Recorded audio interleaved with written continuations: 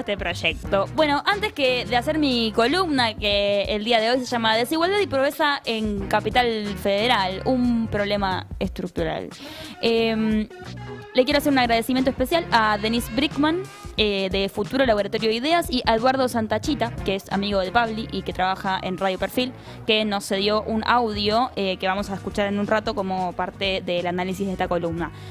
Bueno, ya tenemos conexiones con bien, espectacular. Sí. Trabajamos bien. Trabajamos bien. Me gusta. La semana pasada se conoció un caso muy crudo del que los medios de comunicación se hicieron eco para hablar de la temática de la pobreza en casi la misma semana, o si no me equivoco, había sido la semana anterior que se conocieron los números de la encuesta permanente de hogares del INDEC, que permite conocer las características sociodemográficas y socioeconómicas de la población. Te hago un parate. Mañana viene Mati Wasserman, vamos a hablar del índice de pobreza y de la encuesta permanente, cómo se arma una canasta básica. Exactamente. Bien. Cómo se piensa la pobreza en Argentina y también si estamos de acuerdo con esa forma de pensar la pobreza o no. Pero bueno, como decíamos, la semana pasada hubo un caso muy crudo, que es el de esta bebé que murió frente a la Casa Rosada. No sé si lo vieron por ahí. No vi nada de eso. ¿Vos lo viste? Sí.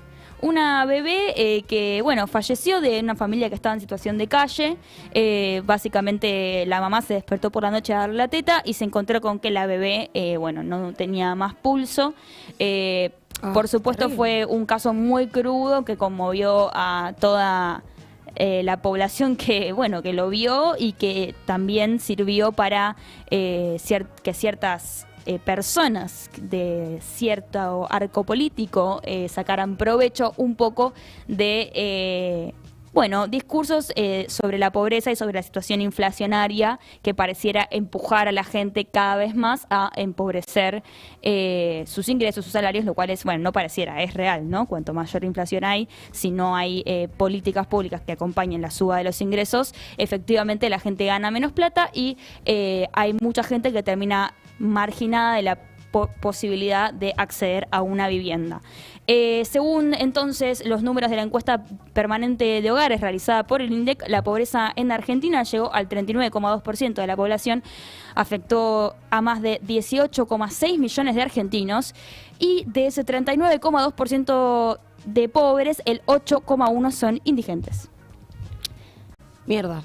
Sí, como todo esto salió en la misma semana, decíamos, a mí me indignó un poco ver a funcionarios del gobierno porteño intentando dar respuesta a, qué es lo que hace, ¿no? El gobierno porteño con la situación, las personas que viven en situación de calle, con las personas pobres que no pueden acceder a una vivienda, y si de alguna manera el Estado en la Ciudad Autónoma de Buenos Aires interviene o no interviene en esos casos y de qué manera lo hace. Primero vamos a escuchar entonces la respuesta que dio Horacio Rodríguez Larreta respecto a este caso. En una entrevista con María Donel dijo, no es una familia establecida en nuestro distrito. Lo escuchamos. ¿Sabe lo más dramático, no? Es una familia de Quilmes que va y viene en la ciudad, no es que esté establecida siempre, va y viene, con lo cual siempre el seguimiento es mucho más difícil, no están establecidos fijos acá. ¿Qué excusa efectivamente se les ha hecho un seguimiento, hay registros dentro del BAP, que es el sistema de Buenos Aires presente en la calle, que ha habido mucho contacto con ellos. Ustedes saben que nosotros no podemos obligar por la fuerza a que una familia no esté en la calle. Hay protocolos que se disparan. En este caso, como dijiste bien, es una familia de Quilmes que va y viene a la ciudad. Entonces, hay mucho registro de que a lo largo de estos años ha habido contacto con esa familia, les ha ofrecido, como se les ofrece a todos, que puedan pasar la noche en un parador, o sea, no es que se les escapó de los radares. ¿Ustedes creen que los protocolos se cumplieron? Sí, los protocolos, porque no es una familia establecida, es una familia que va y viene. Entonces, no es que está estable acá en la Ciudad de Buenos Aires, como dijiste vos, el padre de Quilmes, el padre del interior, pasa, nosotros somos la Ciudad de Buenos Aires, tenemos 10 millones de personas alrededor en el conurbano. Mucha gente que entra, sale, algunas se quedan, a veces se quedan estable, van un día. Los que fijas en que en los fines de semana hay menos gente en la calle. en general. Esa es Sí, llévatelo, Juan, si querés, ya lo importante ya lo dijo. El concepto de ser indigente. El concepto de ser indigente y más allá, sí, que es básicamente vivir en y ningún dormir lugar, donde claro. podés. Es increíble cómo la respuesta del jefe de gobierno porteño es no es una familia de Cava. Con pretensiones de ser presidente. Exactamente, motivo por el cual también hacemos esta columna, esperen hasta la conclusión, pero hay algo de eso, ¿no? Digamos, lo que pasa en Cava sirve para pensar en eco la proyección que tiene Juntos por el Cambio a nivel nacional, por varios motivos, pero bueno, vayamos de a poco. También tenemos para escuchar entonces la declaración de María Migliore, que es la ministra de Desarrollo Humano y Hábitat de la Ciudad Autónoma de Buenos Aires, quien también habló en Radio Perfil sobre, cómo fue que esta familia dejó, digamos, de estar en el radar del gobierno de la ciudad y llegó a esta situación. Lo que dicen ellos es que la beba igual tenía atención médica y, no se termina de esclarecer tampoco los motivos de su muerte, si están o no asociados específicamente a que vivía en situación de calle. Pero bueno, escuchemos entonces a María Migliore. ¿Qué se va a hacer de ahora en más? ¿Qué es lo que le parece a usted, por lo menos como ministra, que tiene que cambiar para que no haya otra situación como la misma mañana, pasado o durante el invierno, que es cuando la gente en situación de calle más sufre?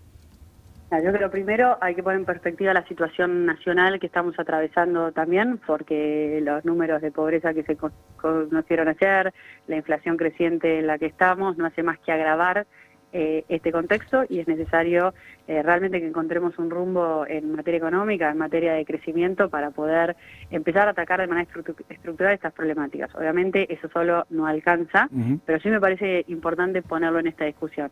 Y después, en el caso particular de las personas que están en situación de calle, lo que yo creo que hay que hacer es seguir profundizando el rumbo en el que venimos trabajando desde la ciudad. Se viene haciendo un trabajo sostenido de hace muchos años que hace que muchos de estos casos se eviten, poder llegar. Bueno, de nuevo este énfasis argumentativo en el que es un problema estructural, sí.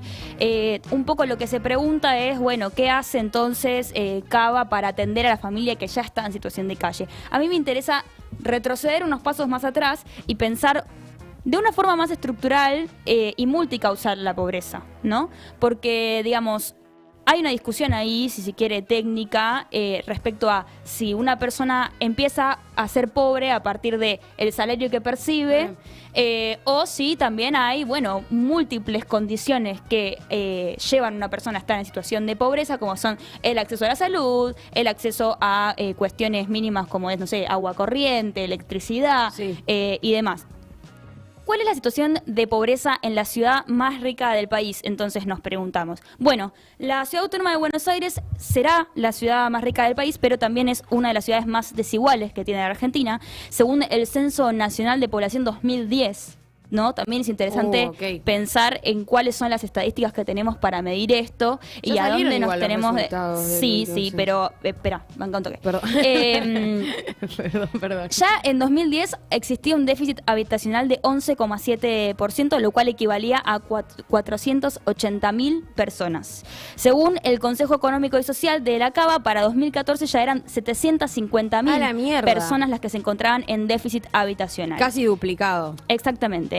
Según un informe sobre vivienda y hábitat en Cava, llevado adelante por Futura, que es a quien agradecí más adelante, este laboratorio de ideas que se dedica a estudiar el hábitat, un montón de cuestiones relacionadas a Cava en general, y también a proponer alternativas, ¿no? Políticas al respecto. Analizaron, digamos, en este informe distintas problemáticas urbanas de la Ciudad de Buenos Aires, porque el tema no es solo la gente que vive en la calle, ¿no? En la Ciudad de Buenos Aires hay mucha falta de regulación respecto a lo que es la vivienda. La mayoría de las personas que alquilan lo hacen en el mercado inmobiliario no registrado, digamos. Sí, todos nosotros que nuestros alquileres no están... Sí, y que ni siquiera estamos hablando de nosotros que pertenecemos a la clase media, sino también de un montón de gente que tiene que alquilar una habitación por noche o que tiene que alquilar una habitación compartida y demás. O una habitación en la villa. Exactamente. Hay algo que en este informe detallan, que es que este déficit habitacional no se asocia a un aumento de población, ¿no? Porque muchas veces se escucha, crecieron las personas que están en situación de déficit habitacional porque hay más personas en la ciudad. No. De hecho, el crecimiento de población se mantiene estable, o sea, la población crece siempre igual desde 1940 en Cava. Y este déficit se explica principalmente por un aumento constante de población que vive en la informalidad, ¿no? Que eso es lo que estábamos explicando antes. Es decir, que accede y o construye sus viviendas por fuera de las reglas del mercado. Ahora, lo que tenemos que preguntarnos es ¿qué hace el Estado para regular o desregular ese mercado que logra que la gente termine accediendo a la vivienda más por fuera del mismo que de forma registrada, claro, ¿no? Bueno, otro dato para sumar en esta dirección, entre 2001 y 2010 la cantidad de villas en Cava se duplicó. Y esta misma desigualdad tiene un profundo anclaje social, ¿no?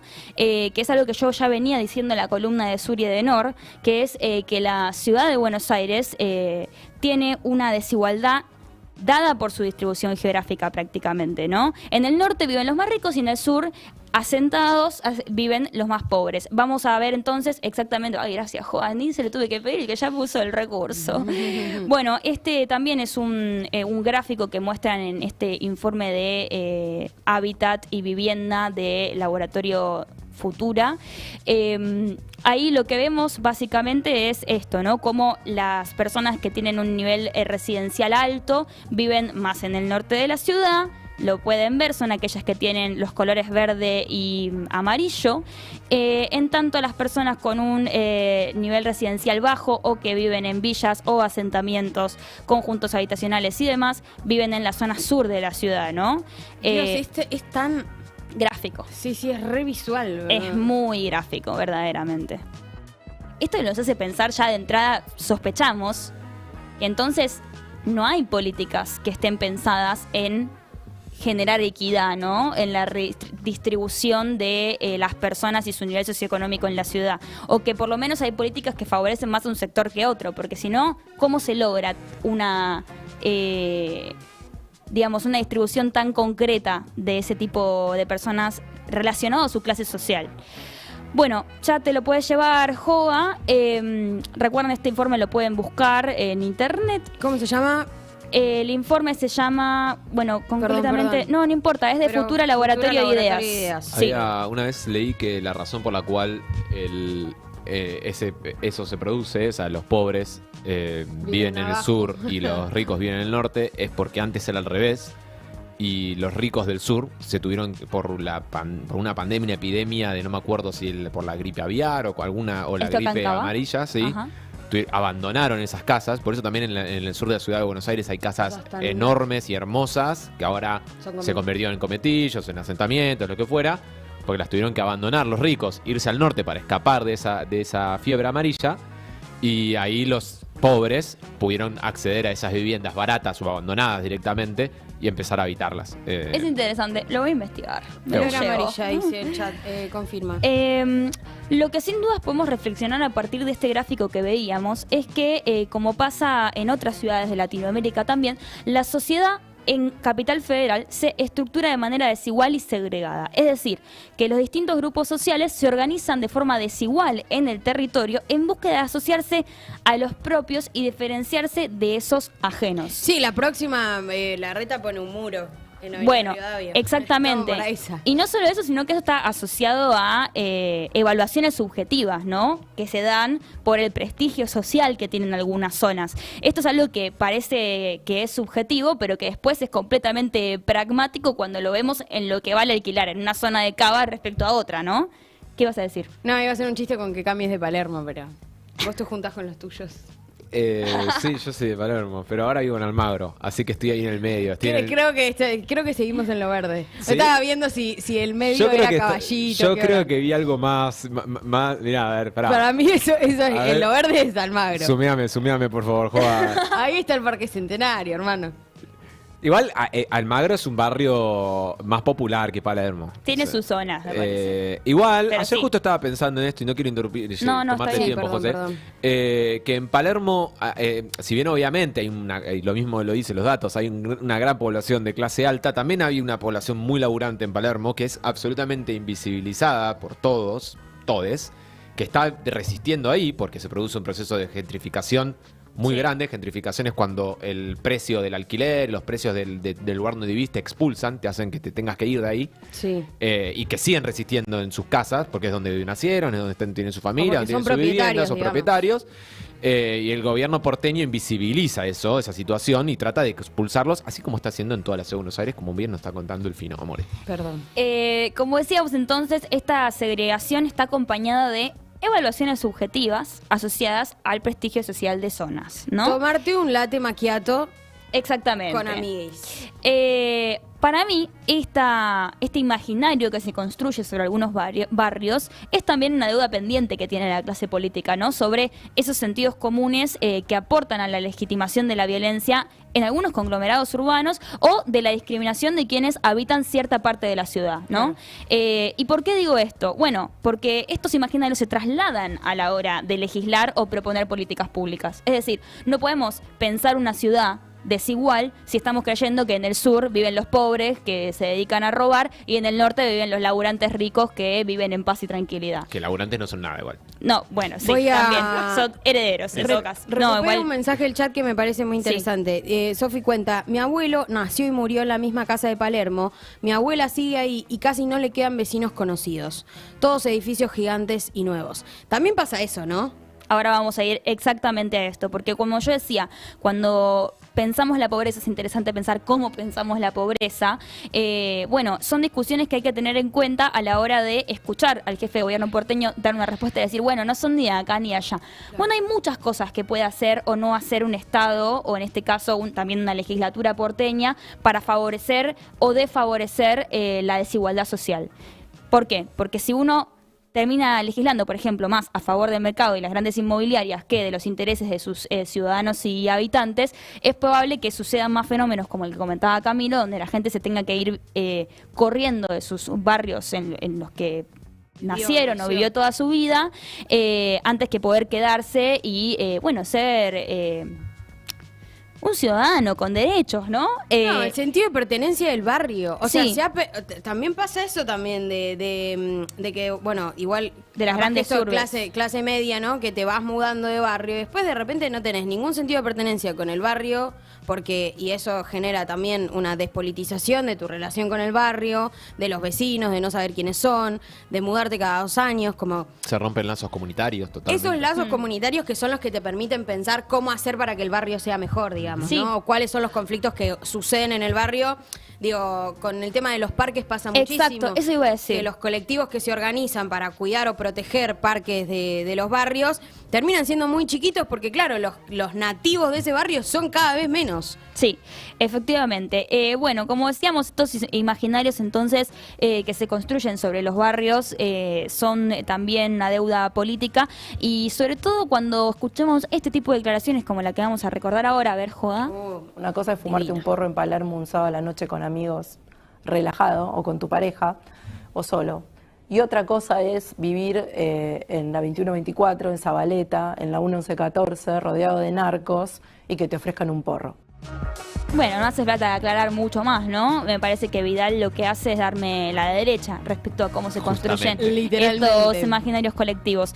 Entonces, lo que podemos asegurar hasta ahora con los datos que vimos es que en Cava se encuentra una correlación directa entre el estrato social al que uno pertenece y la localización del territorio. Y que también pasa mucho este fenómeno, como decía Camilo, que a medida de que tus ingresos varían según la crisis económica o, no sé, cómo estés en tu situación profesional, bueno, eso se va a ver reflejado en donde vivas, ¿no? Por una cuestión de lo que vale vivir en un lugar respecto a otro.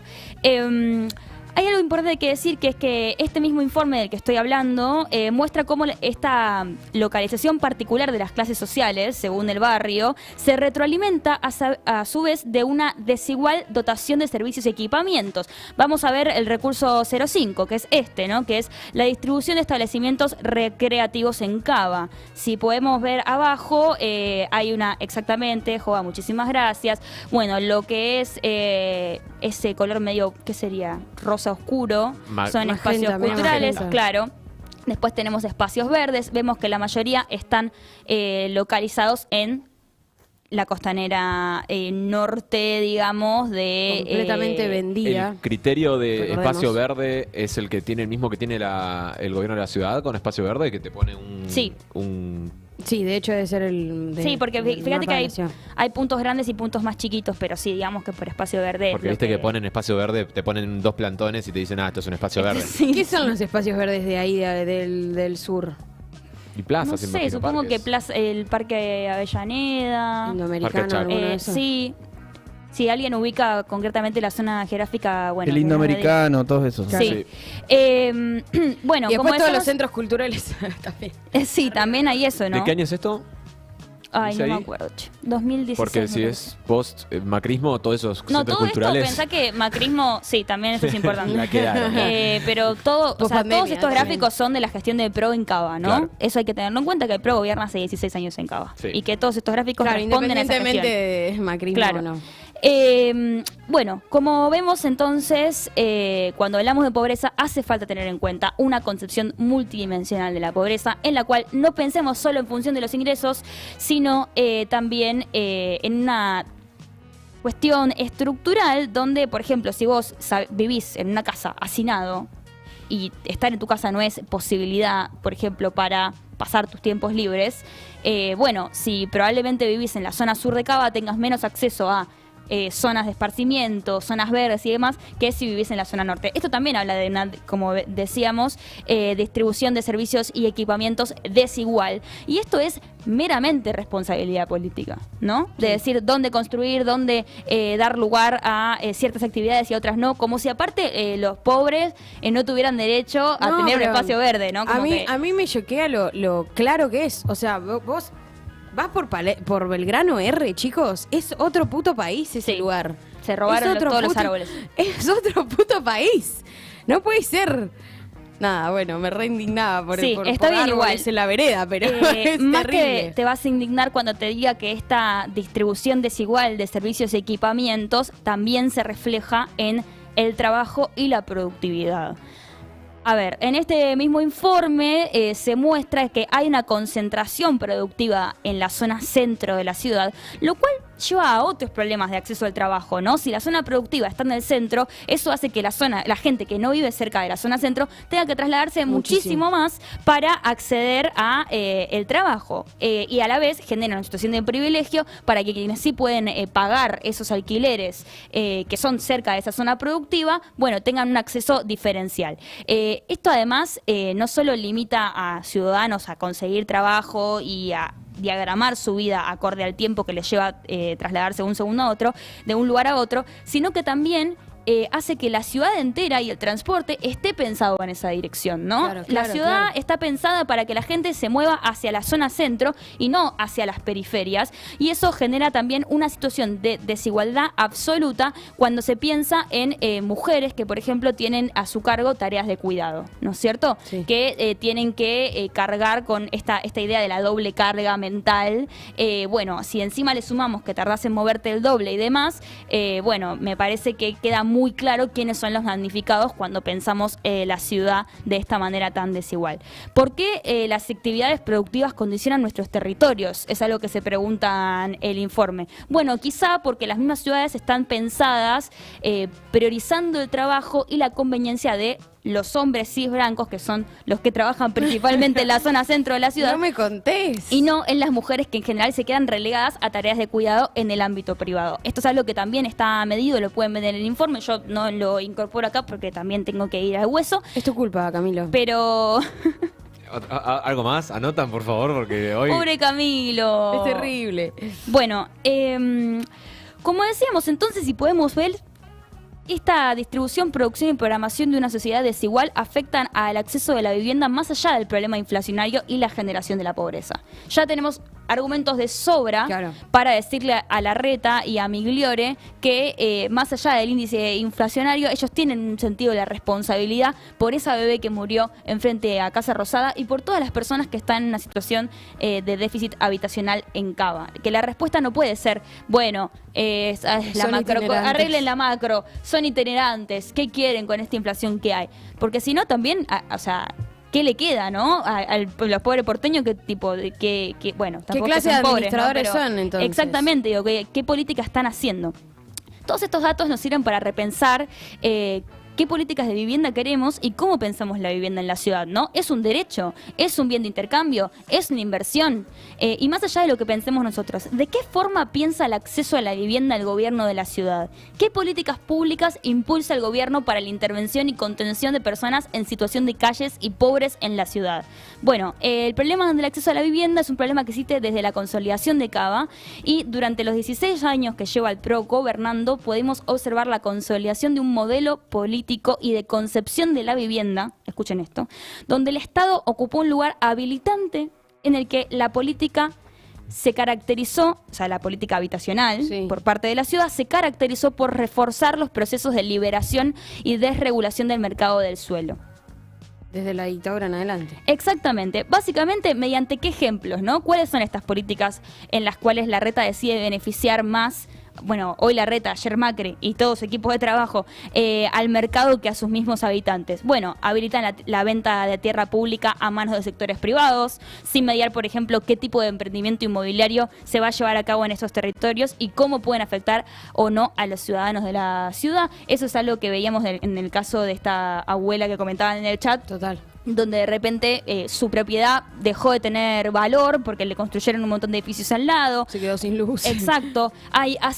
Habilitan cambios de normativa para que sean posibles ciertos desarrollos inmobiliarios, como eso es el caso. Ese es un negocio que tiene esta ciudad. Costa Salguero, Punta Carrasco. Y a todo esto, el gobierno de la ciudad reconoce la desigualdad social de Cava, y lo que hacen para intentar revertir dicha condición es revalorizar el suelo del sur, equiparando los precios de esta zona con los de zona norte, lo cual básicamente es como querer igualar la brecha pero hacia arriba, ¿no? Sí. Y genera, digamos, un proceso de renovación urbana excluyente, y pasa exactamente lo que decía Camilo, que es que terminas teniendo que irte del barrio en el que vivís porque no te alcanza la guita para vivir ahí. Bueno, todo esto no son cosas que caen del cielo, sino que es una política habitacional concreta que impulsa el gobierno de Juntos por el Cambio en la Ciudad Autónoma de Buenos Aires, y que tiene como objetivo también expresarse a nivel nacional. Ya voy cerrando. Hablamos de política habitacional, hablamos de pobreza. Bueno, esta tendencia a pensar la vivienda como un bien de intercambio donde los ciudadanos pasan a tener menos prioridad en el acceso a la misma, está acompañada por un fuerte recorte de políticas de ayuda social, ¿no? Y voy a dar 2 ejemplos de esto antes de pasar a la conclusión. Uno fue la quita del programa Ciudadanía Porteña a 1.445 familias, porque los pibes que los cobraban no contaban con el 85% de asistencia a clases. Esto fue una decisión de la ministra de Educación de Cava, Soledad Acuña. No esas 1.445 familias que dejaron de percibir el programa de Ciudadanía Porteña representan el 8% de los estudiantes que reciben el apoyo educativo. Son un montón de pibes. Y el argumento que dio la ciudad para sacarle ese subsidio fue, bueno, vemos que a partir de la pandemia hay muchos pibes que dejaron de venir al colegio, que no están con una forrada. Asistencia tan regular, les vamos a sacar la ayuda social. Otra política muy preocupante tiene que ver con esta que es para mí principalmente muy discriminatoria, una licitación que la denunciaron varios legisladores. Tenemos, me parece, el tuit de Lucámpora para ver, una insólita licitación para adjudicar el servicio de relevamiento de condiciones que impactan en la higiene. Básicamente le vendió a una empresa privada, el gobierno de la ciudad, esta posibilidad de que realicen un servicio de relevamiento de cuestiones, digamos, ya sean objetos o personas que alteren la imagen de la ciudad limpia.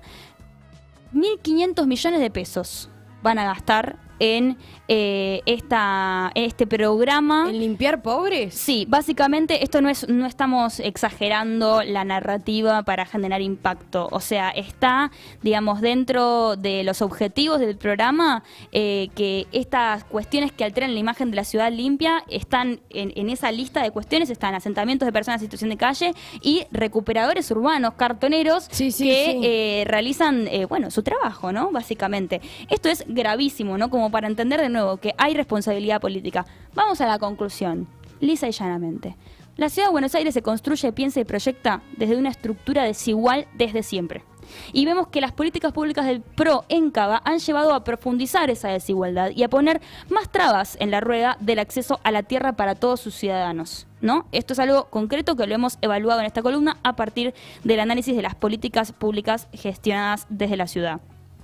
Además de ser la ciudad de Buenos Aires una zona históricamente sobreestimada, ¿no? En tanto, valoración del suelo, eso es algo que se traduce directamente a precios muy altos para vivir. ¿Por qué te sale alquilar lo mismo, o sea, te sale el doble alquilar un departamento de 2 ambientes en Cava de lo que te sale si cruzas la General Paz? Bueno, eso también habla de una desregulación de políticas de suelo. Y por otro lado, esta desregulación de políticas del suelo y el constante incentivo de políticas sociales que son altamente discriminatorias generan este proceso de renovación y transformación excluyente, que son procesos que tienden a restringir el uso y la apropiación de ciertas zonas de la ciudad. O sea, lejos de acercar la brecha de desigualdad, la ensanchan y la profundizan. Y eso es parte de una política de gobierno. Por eso es que para mí era tan importante hablar de este tema hoy, siendo que habían aprovechado la situación de esta bebé que falleció en Casa Rosada para decir que el Frente de Todos no controla la macroeconomía y que son una máquina de hacer pobres y planeros. Bueno, porque el PRO y Juntos por el Cambio siempre se hizo eco y construyó su hegemonía discursiva y narrativa a partir de lo que hizo en la gestión de la Ciudad Autónoma de Buenos Aires. Y no lo digo en términos pragmáticos de llevar un modelo de gobierno hacia otros lugares que también lo han hecho, sino también en términos ¿no? discursivos y de cómo a partir de lo que hacen acá proyectan su imagen al resto del país. Por eso es tan importante ver lo que pasa acá para entender que si hay desigualdad social en Argentina, es porque si hay desigualdad social en la Ciudad Autónoma de Buenos Aires, es porque efectivamente para el gobierno de la Ciudad Autónoma de Buenos Aires, la prioridad en la gestión pública fue el avance del mercado y no los derechos de los ciudadanos. Y con eso creo que puedo cerrar. Y sí, iba a decir que no los voten, por favor. Ya venimos.